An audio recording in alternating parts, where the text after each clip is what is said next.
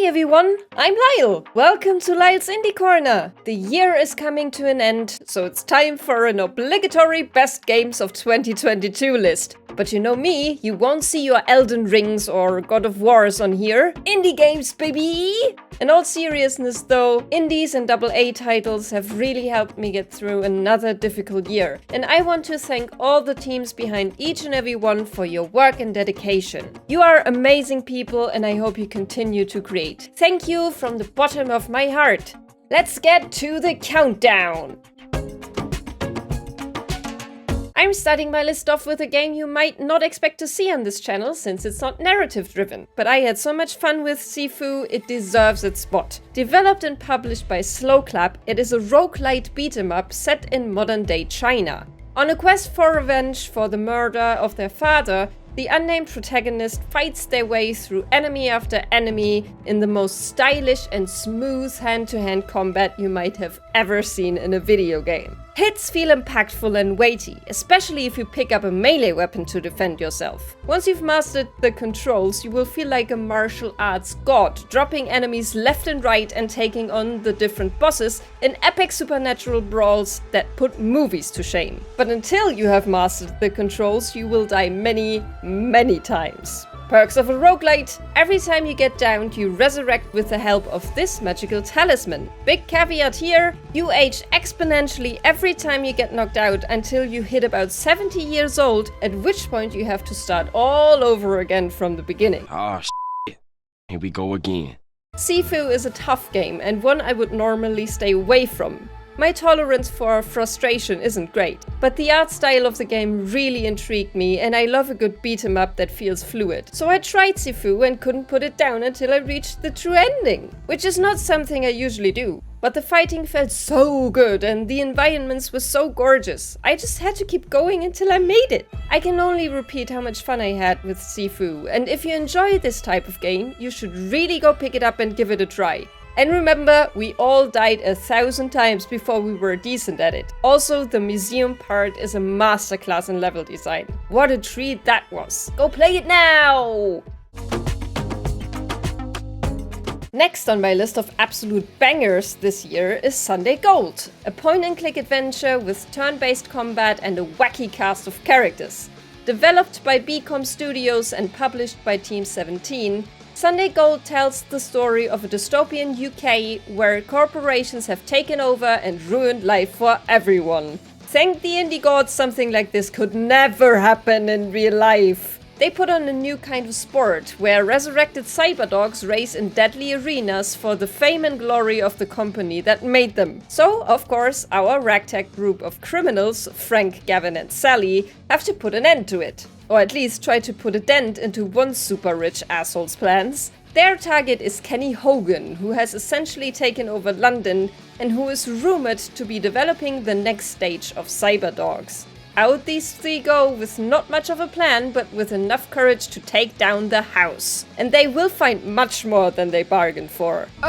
What the fuck? Sunday Gold is an amazing game. Full stop. I love these characters, I love the art and the music, I love the voice acting. It's so over the top and campy, you will find yourself rooting for these idiots in no time. The story is actually very engaging and draws you deeper and deeper into this messed up world they live in and try to navigate. It's brutal and honest, nothing sugar-coated here, but it never plummets into trivial and vulgar. The character writing is on point in every single scene. The turn-based combat is fun, but the fights can be quite long and boss fights in particular a little tedious. Still, I powered through and I do not regret a single second I spent in this game. The exploration was very interesting to me since it uses action points just like combat actions do.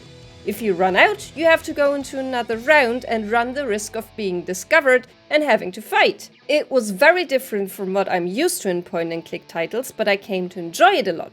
It puts a bit of pressure on you to plan actions ahead of time. Since every character has their unique abilities, you need to be a bit careful of how you approach each new area. Very neat mechanic. All in all, Sunday Gold is up here for a reason, and if what you see on screen intrigues you, I implore you to pick it up and have a good time with it.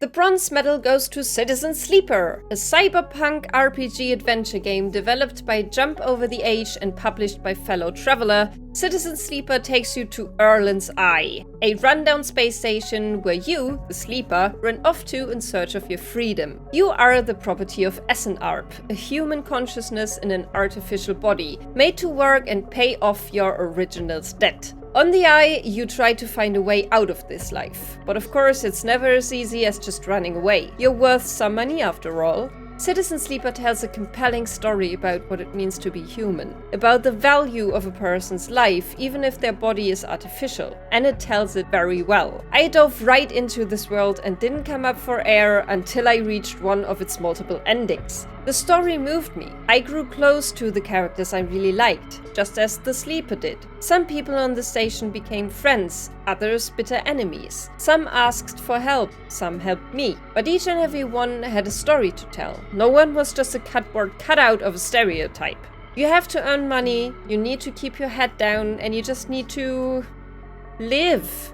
Every day you have a set amount of things you can do. How much you can do and how well you do is dependent on the dice. Every morning you roll, and every morning you need to decide what activity is urgent and which one you are prepared to fail at if the dice don't cut it. It gave the game a TTRPG feeling that I really loved. There are some timed events you should take care of fast, but otherwise the whole vibe of the game is very chill, if a bit melancholic. Mirrored perfectly in Citizen Sleeper's soundtrack, that is excellent by the way. If you ever need some relaxed tunes to work to, I recommend this one. This indie took my heart by storm, and the dev is still putting out free story content for it, so I'm going for a second round next year. And maybe then I'll get to see some of the storylines I missed out on the first time. What an awesome game!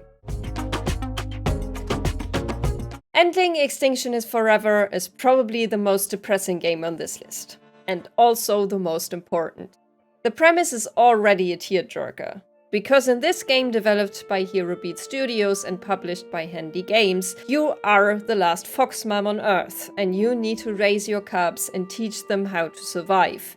As a deeply tragic but necessary commentary on the state of our environment, Endling is not here to tell a happy tale. It is a bleak glimpse into the future we are heading towards, and I can only commend Hero Beat Studios for tackling this issue not with a preachy morality hammer, but with subtle compassion.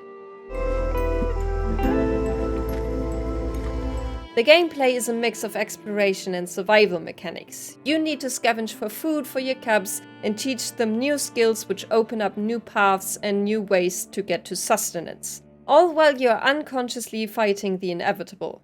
Because humans have not stopped destroying the few places of respite you call home. Every day something in the environment of the game world changes. And it is always for the worse. Trees being chopped down, rivers overflowing, heavy machinery coming in to dig for more metals. It's not overpowering at first. It starts small, but the destruction is never ending. Even though it is not just you as the fox mom and the other animals that are struggling. You see refugee camps full of humans, some of them friendly, most of them not. And even though you're the last of your kind, they still hunt you and your cubs for your fur.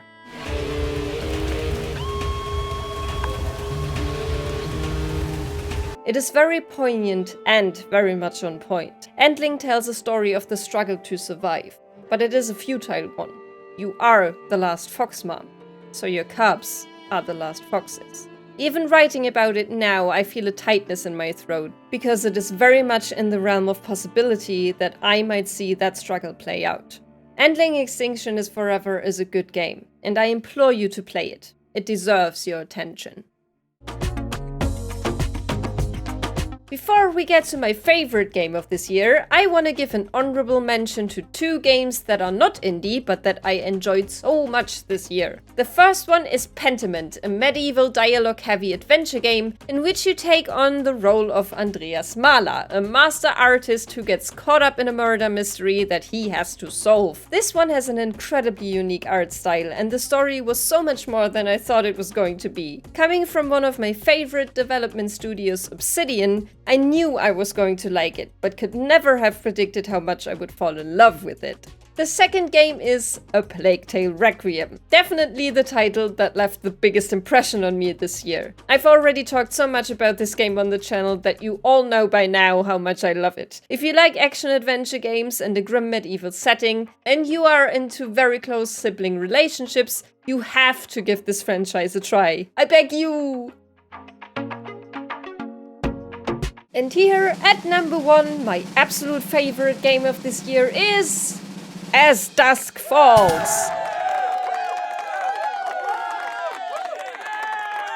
Developed by Interior Night and published by Xbox Game Studios, As Dusk Falls chose a very distinctive art style that got me hooked during the Xbox showcase earlier this year. Taking on a graphic novel vibe, you don't have animations per se, but single frames that change and tell the story. The voice acting really set this one apart from other titles. It was excellent. Like many other choose-your-own-adventure games, the story plays out like a movie in front of you, and at certain points, you can influence in what direction it continues with the choices you make. You also have the genre-typical QTEs, although those are pretty easy to master. This isn't a genre I would usually clock for my favorite game of the year, since most of these are tied to certain franchises or lean more towards horror. But As Dusk Falls tells a very grounded story of two families at odds with one another because of one fateful night. We start with Vince Walker, who is taking his wife, daughter, father-in-law and his dog on a moving trip across the country because he wants to get away from an incident at work. The tension between family members already becomes apparent in the car, but they are all trying for a new start. They stop at the Desert Dream Motel to bunk down for the night. This is where we switch to Jay Holt and his brothers Dale and Tyler, who are about to rob the sheriff's home. We understand they have regular run-ins with the law. Jay is the youngest and most sensitive and also sensible of the brothers. But when the sheriff comes home early and surprises them, they have to flee to the Desert Dream Motel. This is where the two families clash. The Holt brothers grow desperate and take everyone at the motel hostage, including the Walker family. Therein begins a very well-written thriller, while we continue to change perspectives to both the kidnappers and the hostages. We come to understand the characters through flashbacks, learn of what it is that drives them and how they all ended up here. While in the present we try to calm the situation down. Or fan the flames if that's how you want to play it. Because the police are sure to storm the place anytime soon. I found myself wrapped up in the narrative of As Dusk Falls, and I was on the edge of my seat for a lot of it. Such great dialogue. The non-linear narrative structure really helped humanize the characters by showing us more than this one situation at the motel. I have to admit the story slowed down some in the second half of the game, but I still absolutely loved it, and I hope Interior Night is allowed to make a sequel. If you like choice-based games but are a little tired of the teenage horror we usually get, try this crime drama and thank me later. And that's it for my favorite games of 2022. Tell me all about what you love to play this year in the comments down below. I know I always miss a few gems, and I'm so happy we get these indie darlings that dare to do more than their AAA counterparts. If you want to know of a few more games I love this year, head over to the Offshore Gamescast's website. Dave and Dylan from the Offshore podcast invited me to do a write-up for them this year about my top 10 favorite games, and I was so happy to do it. And while you're there, check out some other guest posts. Thank you so much to the Potato Witch for helping me edit this script. If you want reviews or RPG recaps, you should really go check them out. Their review of Slime Rancher is very cute and funny, for example.